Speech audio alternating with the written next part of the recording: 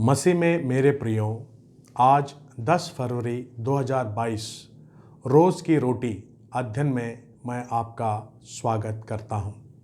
आज का वचन है भजन संहिता 18 अध्याय 6 पद, साम्स चैप्टर 18 वर्स 6। भजन संहिता 18 और उसका 6वां आयत। यहाँ पर इस प्रकार से लिखा गया है, अपने संकट में मैंने यहोवा परमेश्वर को पुकारा, मैंने अपने परमेश्वर की दुहाई दी और उसने अपने मंदिर में से मेरी बातें सुनी और मेरी दुहाई उसके पास पहुंचकर उसके कानों में पड़ी। हालेलुया। आज कितना एक उत्साहपूर्ण वचन परमेश्वर हमको देता है। यहाँ पर लिखा गया है, अपने संकट में मैंने यहोवा परमेश्वर को पुकारा। संकट में मैंने यहोवा को पुकारा। मसीह में मेरे प्रियो, मनुष्य का जीवन संकट से भरा हुआ है। प्रतिदिन हमारे जीवन में नाना प्रकार के संकट है, समस्या है, परेशानियां हैं, चुनौतियां हैं।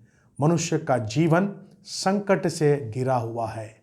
ये संकट, ये परेशानी किस वजह से हमारे जीवन में आता है? क्योंकि हम शायद परमेश्वर से दूर हैं, शायद हम परमेश्वर के बताए हुए रास्ते पर नहीं चलते हैं और इसलिए हमारे जीवन में संकट आता है। आने दीजिए, संकट शायद आ सकता है, लेकिन इस संकट में भी हमारे पास एक आशा है। और वो कौन आशा है? वो परमेश्वर है। प्रभु यीशु ख्रिस्ट हमारी आशा है। संकट में जब हम उसे पुकारते हैं, बाइबल हमें आश्वासन करता है कि मेरी जो प्रार्थना है उसके कान में जाकर पड़ी।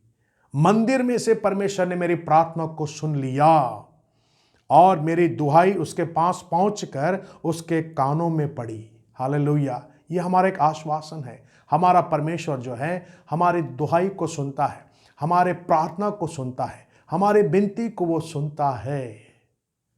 आज आपके सामने कौन सा संकट है? अपने जीवन में किस परेशानियों से आप लड़ रहे हैं?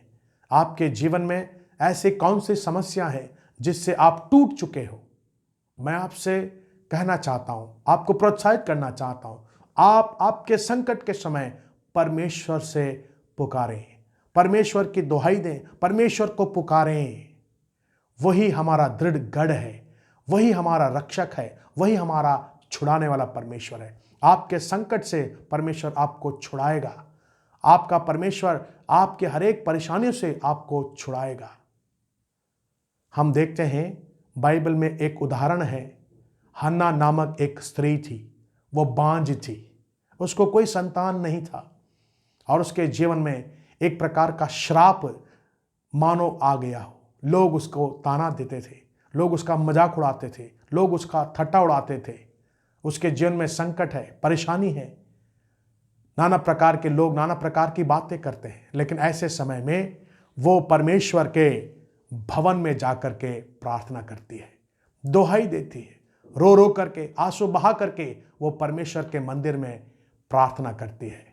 और बाइबल हमें बताती है परमेश्वर ने उसकी दुहाई को सुना, परमेश्वर ने उसकी प्रार्थना को सुन लिया और परमेश्वर ने उसे आश्वासित किया, मैं तुझे आशीष करूंगा। और दूसरे साल, अगले ही साल उसके पास एक बेटा उत्पन्न हुआ। उसने एक बेटे को जन्म दी, उसका नाम है सामुएल। वही परमेश्वर आज आपकी प्रार्थनाओं को भी सुनेगा और आपको आशीष देगा, हर एक संकटों से आपको छुड़ाएगा और आपको आशीषमय करेगा। प्रार्थना करें। हमारे अनुग्रहकारी दयालु परमेश्वर पिता, आपके जीवित वचन के लिए हम धन्यवाद देते हैं। आपने प्रभु हमें प्रोत्साहित किया है। आपने अपने वचन में कहा है, संकट के समय मैंने परमेश्वर को पुकारा। हाँ प्रभु, हम अपने जीवन में, जब हमारे जीवन में संकट आता है, समस्या आता है, हमें आपको पुकारने की आवश्यकता है। अनेक बार हम इस बात को भूल जाते हैं। हम सोचते हैं कि मनुष्य के पास हम जाएं, संकट के समय मेरा मददगार कोई मनुष्य करेगा, परंतु हम इस बात को भूल जाते हैं, मनुष्य हमें समस्याओं से बाहर नहीं निकाल सकता, संकट में से मुझे कोई छुड़ा नहीं सकता, मेरा परमेश्वर ही मुझे छुड़ाएगा। जिस प्रकार से आपने हन्ना की प्रार्थना सुनकर उसके सारे प्रभु जी बदनामी को आपने दूर किया, उसे प्रभु जी एक माता बनाया, उसके चेहरे में खुशी लाए प्रभु, वही परमेश्वर आज मेरे जितने भी सुनने वाले हैं प्रत्येक पर प्रभु जी आपकी आशीष हो, उनके हर एक संकटों से आप उनको छुड़ाइए और प्रभु जी उनको छुड़ाने के द्वारा आपकी महिमा हो सके, ऐसा होने दे। आज के दिन हम प्रभु जी एक जीवंत जीवन जीने में हमारी सहायता करें, हमें आशीष दे। धन्यवाद देते हैं प्रार्थना सुनने के लिए। प्रार्थना यीशु ख्रिस्ट के जीवित नाम से होकर मांगते हैं, आमीन।